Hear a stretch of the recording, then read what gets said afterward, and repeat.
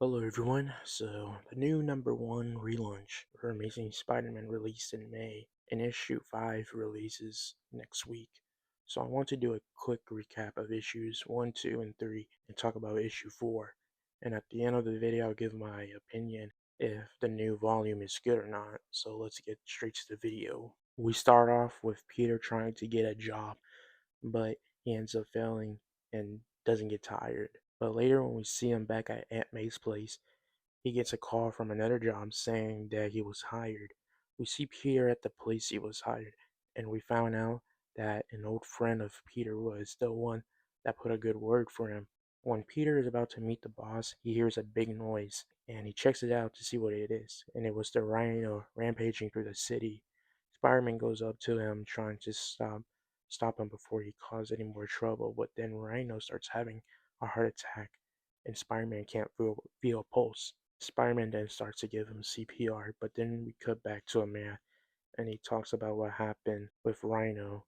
We cut back to Spider-Man, and he's going to Rhino's apartment to investigate on what happened to him. But then his spider sentence starts to go off, and then after that we see all of Spider-Man's villains. We see Spider-Man fighting all of his villains, but it turns out he's just tweaking. But all of a sudden, he's at his job and he doesn't remember what happened. Peter starts having a panic attack, and his friend tries to calm him down, but then he wakes up on top of a building. But then the Green Goblin appears and starts attacking him. When Peter throws a punch, Norman catches it and tells him that he needs to rest. We pick up to Norman and Peter in the lab room, and Norman is telling Peter about the side effects of all the stuff that's in his body. But then Peter questions if the same stuff was put into Rhino.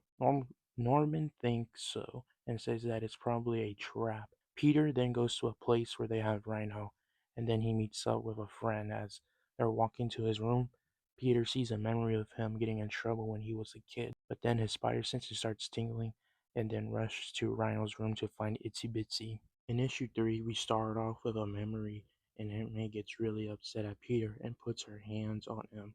But then we cut back to the fight with Spider-Man and Itsy Bitsy's fight. Spider-Man tries to get answers from her, but then she knocks him out. We pick up at a bridge with Spider-Man and her.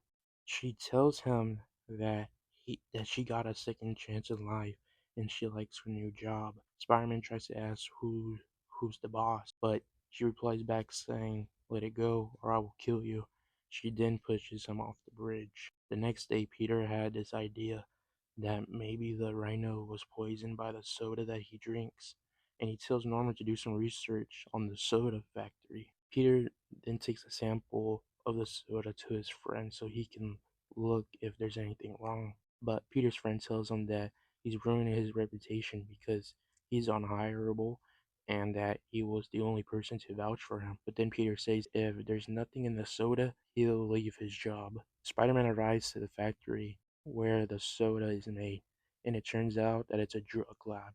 His spider senses go up, then an explosion happens, and then we see the Hobgoblin. We begin the fight with Hobgoblin and Spider-Man, but Peter keeps seeing flashbacks, memories, but when it ends, he hears that Itsy Bitsy found out that the lab company that Peter's friend works for found drug samples on the drink, so Hobgoblin goes over there and Itsy Bitsy stays to fight Spider-Man. But Peter is still hallucinating and seeing flashback. In the flashback, we get a heartfelt warming moment with Aunt May and Peter, but then he wakes up and the flashback ends. Peter continues his fight with Itsy Bitsy and ends up defeating her.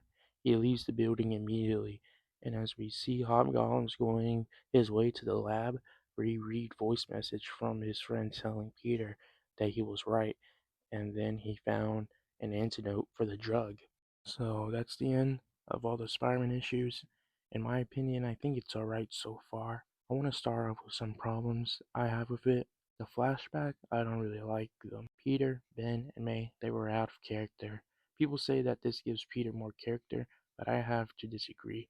You see, I get that kids can be bad, but Peter being this bad as a kid wouldn't fit. My second problem is Itsy Bitsy. She was alright until she was in the bridge with Peter. If you actually read through the pages, you feel uncomfortable when she admits her feelings to him. Now, something that I liked in this run so far. In the last issue, We finally have a good moment with the flashback where Aunt May is with Peter talking about life and the good things with it. My second thing of what I like is that it kept my interest because the first issue, the Rhino has a heart attack and you're just like, what the heck?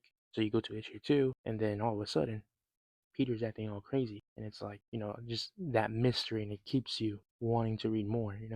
And that's kind of all what I like so far. Tell me in the comments below on your thoughts on this run so far. Do you like it? Do you hate it? And if you're wondering what happens next, well, subscribe to find out. And that's the end of the video. Baby, I'm the fashion,